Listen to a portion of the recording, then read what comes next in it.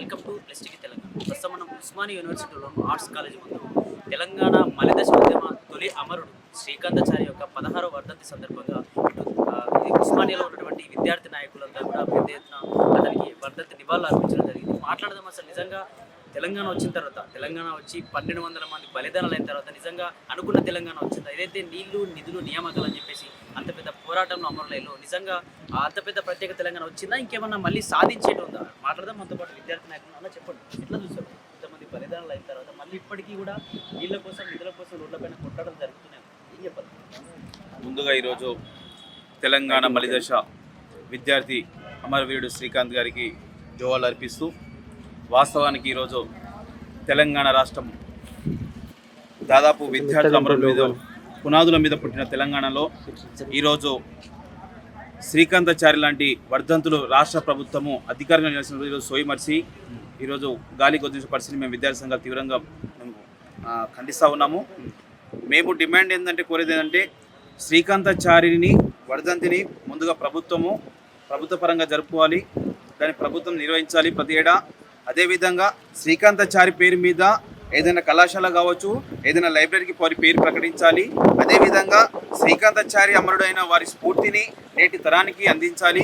అదేవిధంగా శ్రీకాంతాచారి యొక్క త్యాగాన్ని, అలాంటి ఎందరో మంది విద్యార్థుల త్యాగాన్ని పాఠ్య పుస్తకాల్లో చేర్చాలి. అది ఎంతో అవసరమని ఈ సందర్భంగా తెలియజేస్తా ఉన్నాము.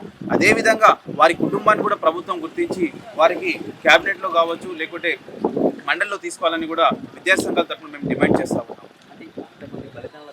ప్రత్యేక తెలంగాణ అంటే మళ్ళీ ఇప్పటికి కూడా రోడ్లపైకి వచ్చి ధర్నాలు చేయాల్సి వస్తుంది. ఇప్పటికి కూడా మళ్ళీ బలిదానాలు అవుతారు. నిజంగా ఆ ప్రభుత్వం గత ప్రభుత్వం వచ్చి ఈ ప్రభుత్వం నిజంగా న్యాయం చేసిందో నిజమగలమని వాస్తవానికి ప్రభుత్వాలు గద్దెనెక్కిన తర్వాత విద్యార్థులకు పోరాటాలు మర్చిపోతూనే ఉన్నాయి. గత ప్రభుత్వం కావచ్చు, ఇప్పుడున్న ప్రభుత్వం, రెండు ప్రభుత్వాలు రానున్న రోజు తప్పకుండా విద్యార్థి మరో ఉద్యమాన్ని కూడా సిద్ధమవుతారు.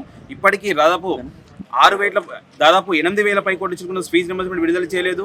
అదేవిధంగా అనేక అవసరాలు పడతా ఉన్నారు విద్యార్థులకు.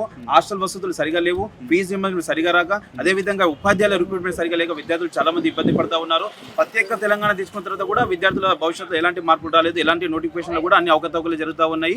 సో దీని విధంగా చూసుకుంటే ఈరోజు శ్రీకాంత వర్ధంతి వాళ్ళ త్యాగాలను గుర్తు చేసుకుంటూ మరో ఉద్యమాన్ని కూడా తెరపై లేపుతామని కూడా ఈ సందర్భంగా తెలియజేస్తాం. అంటే ఇక్కడ ప్రభుత్వాలు కూడా ఎలక్షన్ టైంలో ఏదో హామీలు ఏదో చేయబోతున్నామని చెప్పేసి 250 గజాలు అని చెప్పేసి కోర్టు పరీక్ష.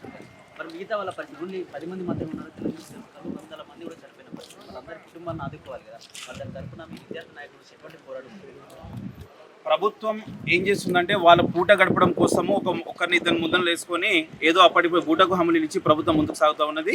చాలా మంది అమరావతి విద్యార్థులకు చాలా మందికి అన్యాయం జరిగింది. వాళ్ళందరినీ కూడా ప్రభుత్వం తీసుకుంటే ప్రభుత్వానికి మంచి జరుగుతుందని మేము కోరుకుంటున్నాం. పోరాటం తప్పకుండా రానున్న రోజుల్లో తప్పకుండా విద్యార్థుల పాత్ర ఉంటే, తప్పకుండా ఉద్యమం ఉంటే, తప్పకుండా విద్యార్థులకు న్యాయం చేయని పక్షాల్లో తప్పకుండా దీనికి అన్ని విద్యార్థి సంఘాలు మూరానికి సిద్ధమవుతా ఉన్నాయి. తప్పకుండా రాష్ట్ర ప్రభుత్వానికి అనేక మార్లు కూడా మేము నిరసన తెలియజేస్తా ఉన్నాం. దీన్ని తప్పకుండా ప్రభుత్వం వారి దృష్టికి అనేక సార్లు తీసుకెళ్లారు. ఉస్మానియా నుంచి చాలా మంది విద్యార్థులు ఈరోజు ప్రభుత్వంలో ఉన్న వాళ్ళు కావచ్చు, గత ప్రభుత్వంలో వాళ్ళ దృష్టికి అనేక సార్లు తీసుకున్నారు. కానీ వాళ్ళు ఏం చేస్తున్నారంటే అప్పటికప్పుడు దాన్ని స్పందించి ఆ రోజు కూడా పూట గడిపే విధంగా చూస్తున్నారు. తప్పకుండా దీనికి ఏదో ఒక రోజు సమయం వస్తుంది. ఆ సమయం వచ్చినప్పుడు విద్యార్థులు అందరూ ఉద్యమానికి సిద్ధమవుతారు.